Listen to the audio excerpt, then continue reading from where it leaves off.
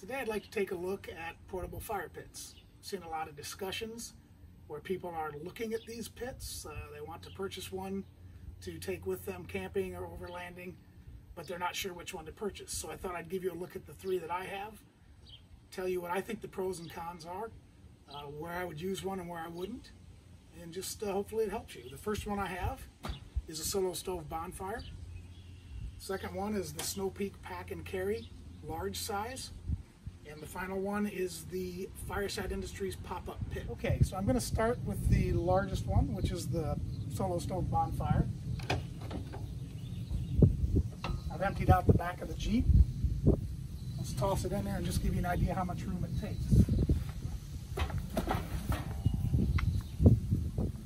So as you can see, the bonfire will consume roughly 25% of the floor space on the back of a JK.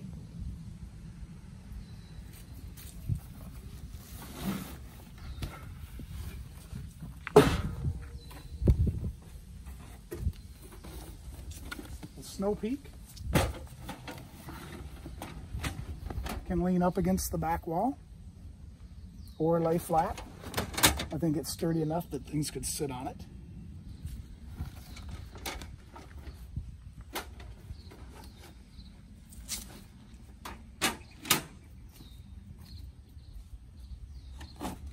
And the pop-up pit.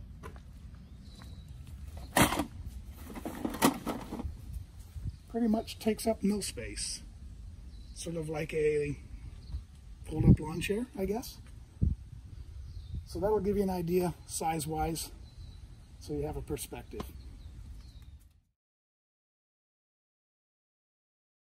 So let's see what it takes to set these up, how easy they go up, how much work's involved. First one I'll do is a Solo Stove Bonfire.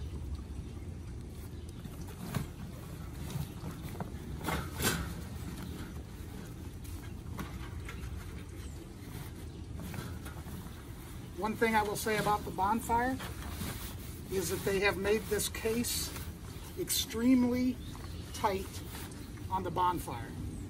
So it is kind of a pain in the butt to put on and off.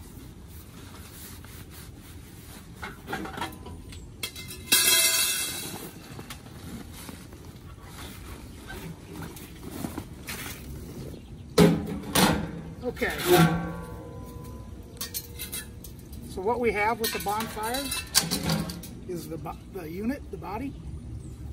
We have a fire ring that goes on top, and then this is a stand, it's separate. You put the bonfire on it if you're on sensitive ground, if you're on grass, dry grass, patio, wood patio, whatever. You can raise up the bonfire. Just sits like that. Clearly on my concrete patio, I'm not going to worry about that. Okay, the next one, the Snow Peak large pack and carry fire pit. I have seen them rebranding this as a Takibi fire pit.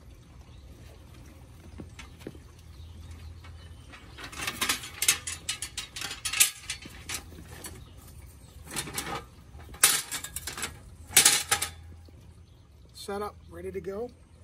If you're on sensitive ground, it comes with a tray that you set under it. So effectively, you just match the legs, set it in there, and you've got protection of any embers falling through it. Okay, and the last one we have is the Fireside Industries pop-up pit.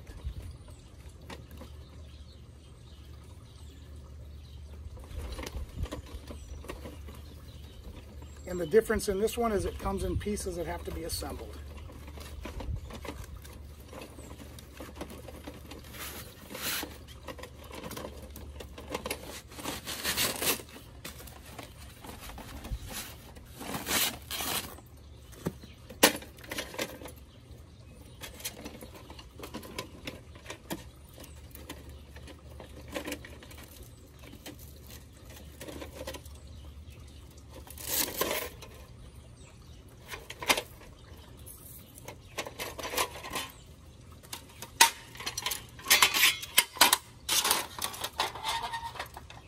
So you extend the frame,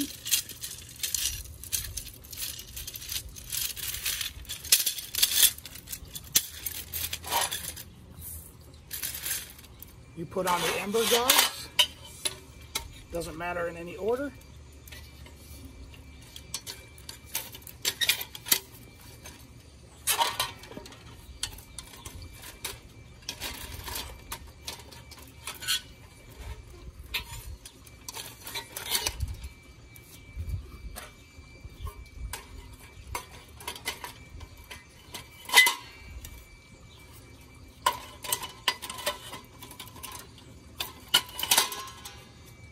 And then you have a stainless steel mesh fire screen.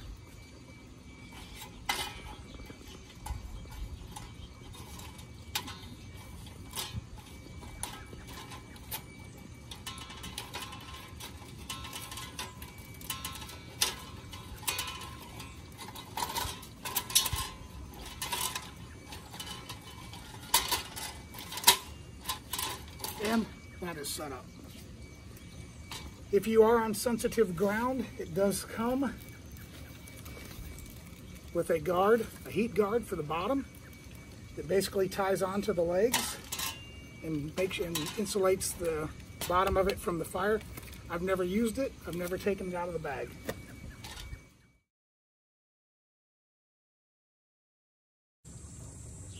One other thing I wanted to talk about is cooking with these fire pits. It's always good to be able to use them in multiple ways instead of just to build a fire and look at it. So I wanted to show you what the capabilities were for the different pits. On the pop-up pit, you can buy a separate kit, which is the cooking kit.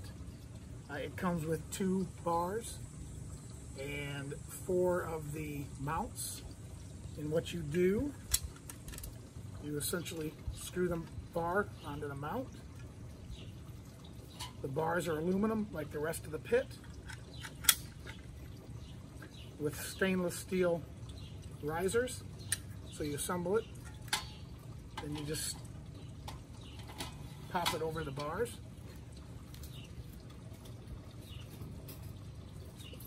Oh, those are hot.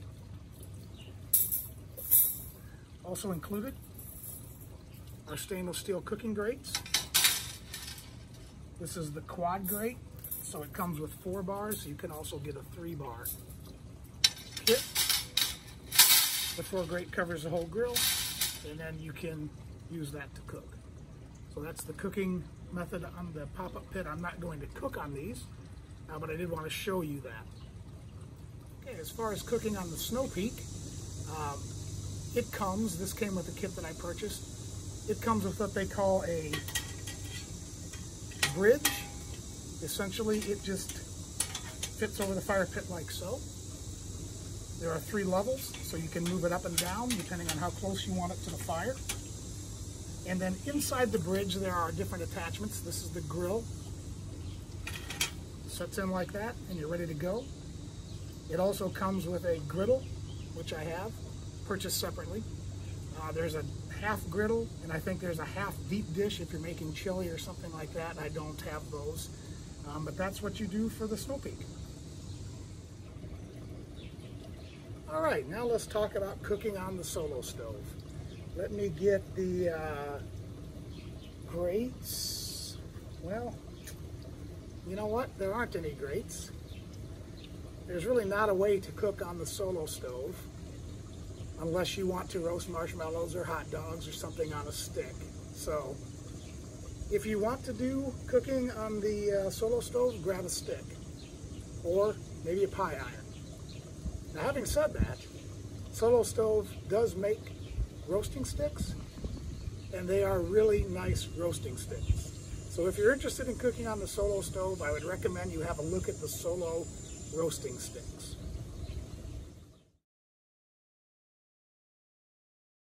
So I've just started the fires in each one of the pits. Just kind of have a look at the smoke levels. You can see the Snow Peak is smoking a lot more. Both the Solo Stove and the pop-up pit claim to reduce the amount of smoke. So once these things get going and everything warms up, we'll see how it goes.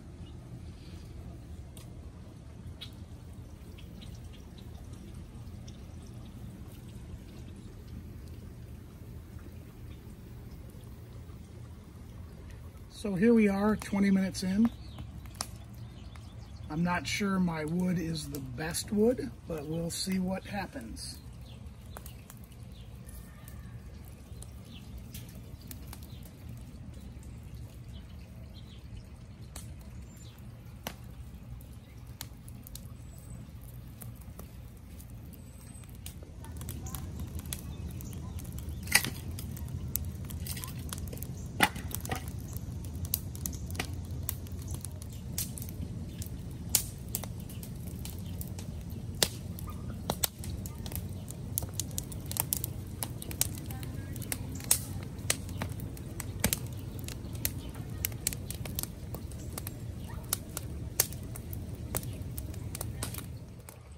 Okay, we've been burning for a while.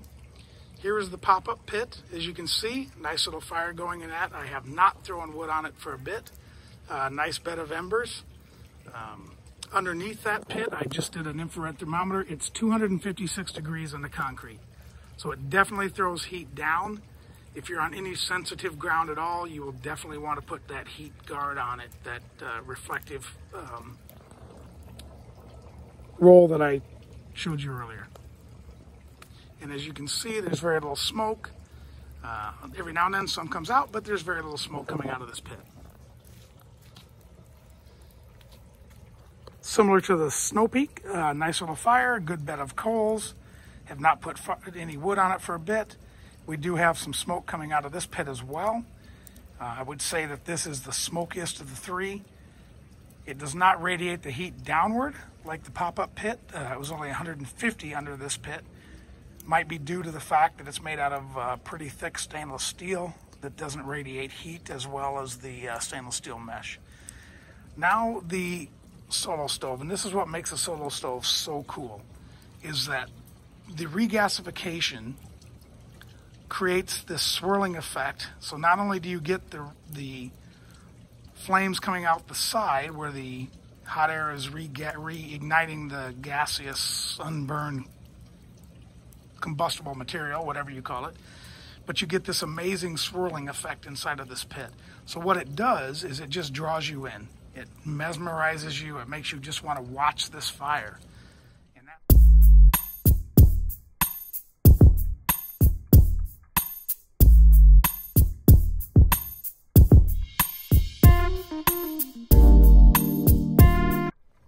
we are about 20 minutes after the last shot. As you can see, the pop-up pit still has flames. Solo Stove is still burning nicely. But again, I did add wood to that just to make sure it was gasifying when I took the last shot. And the Snow Peak has burned down to a phenomenal bed of embers. So if I were going to cook, that's the one I would cook on. Okay, we're a few hours in. Everything is burning down. Definitely the Solo is still hottest, but again, more wood. Pop-up pit still has a lot going on. Really nice bed of embers, few flames. Second hottest. Snow Peak showing that there's still a lot of embers in there, but it's not getting the same airflow that this pop-up pit is.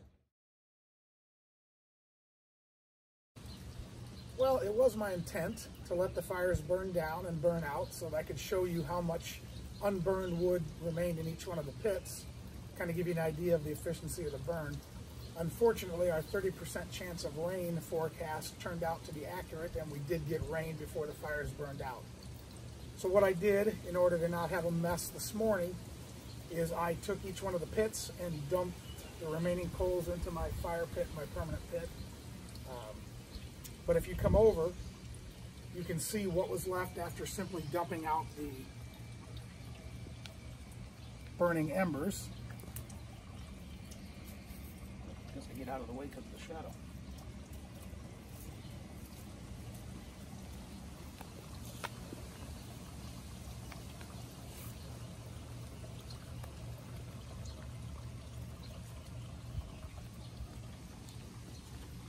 Now, I'm not entirely sure why the Solo Stove has almost a yellow-green color.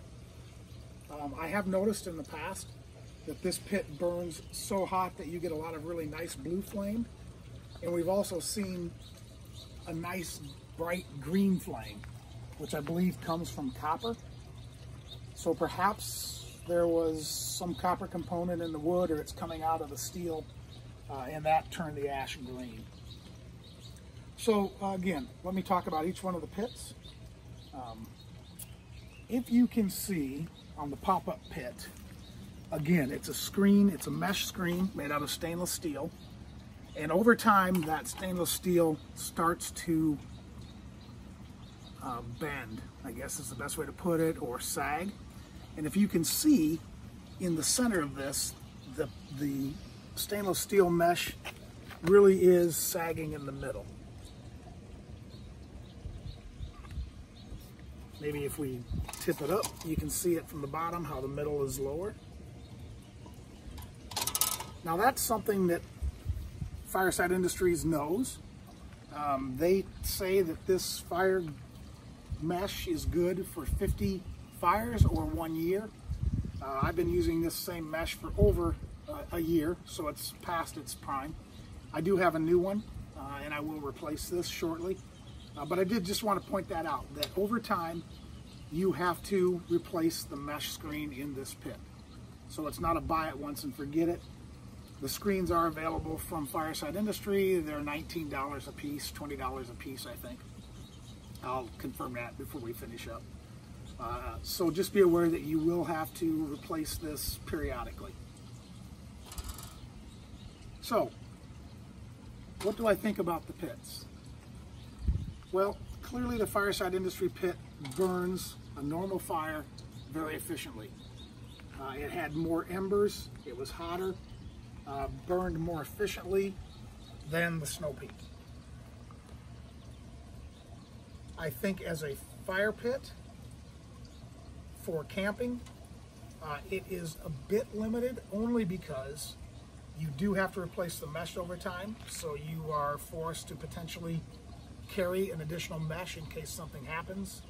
And once this starts to sag, your fire settles into the center. So if you're trying to cook over it, it does settle into the center, so your cooking zone is a little lower. And if you spread the coals out, you have a cooler zone because the fire is farther away in the center. Having said that, is it a big deal? I don't think so. Get a new mesh, move on. What this thing is great for is any place that you want to save weight. If you're canoeing, if you're kayaking, if you have a low GVWR vehicle, this thing is phenomenal. Throw it in the back of your Jeep, don't worry about the weight, and move on. As a fire pit for the house, I don't think it's the best choice, but it's a good choice. The Solo Stove. Again, I think this is by far the best pit for a patio fire pit. If all you want to do is have a pit to gather around on the patio, maybe roast some marshmallows, make some s'mores, and just watch a fire burn, this is the pit. I don't think there's any comparison. I think that it burns well, it burns the most efficiently, it burns the biggest logs. As I mentioned last night, there was a piece of wood in the Snow Peak that just would not ignite. I don't think my wood was seasoned as well as it could have been. It would not burn. I took it out, I threw it into the Solo Stove, and it consumed it entirely. So this is the stove. Be aware it burns very, very hot. So you don't need a very big fire to do your s'mores or anything like that. This one definitely puts out the most heat coming out the top. It doesn't radiate much heat going side to side, but you will definitely know there's a fire burning. So for the patio, this is the one. Now, what do I think about the Snow Peak? So as a jack of all trades, I think this is the pit. I think you can use it to cook with. I think you can use it as a campfire. I think it's very portable, and it is built like a tank. If I was looking for a fire pit for the zombie apocalypse that they talk about, this would be it. This would not fail you. There are so many attachments for this. You can get a charcoal grate that essentially lifts the fire off the bottom of the pit.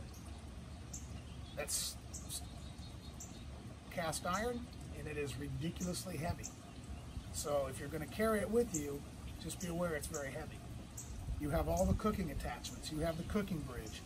In fact, you can even get an oven that fits on this to make wood-fired pizzas or something like that. And if you are on sensitive ground, they actually make a cross brace and X that you can raise this off the ground, put that base plate on it that I showed you, and make sure that nothing gets hot on the grass. So if I were to buy one pit for camping all the time and weight wasn't an issue, this would be it. If you want a pit for camping and cooking and weight is an issue, this is it. Would I take this one camping? Never. Maybe if I was going to a park or an overnight camp trip and I had a pickup truck, yeah, it would work. It's bulky, I wouldn't want to carry it very far. So really I would say this is for a patio only. Alright, I wanted to just wrap up with a couple parting thoughts. One, a comment made by my 21-year-old daughter. Regarding the Solo stove, she said it is by far the most aesthetically pleasing stove. So not only for the patio is it the best burning stove and the most intoxicating flame patterns, it's also the best looking pit. So that just reinforces my earlier comments. On the pop-up pit, I did want to mention that if you carry the cooking grate, that does add another 8 pounds. Total weight would be 16 pounds, however. So thank you for watching. I hope you found it useful. If you have any questions or comments, please put them in the section below. I'll also put a link to all the fire pits below so that you can check those out. So again, thanks for watching. I hope you found it useful.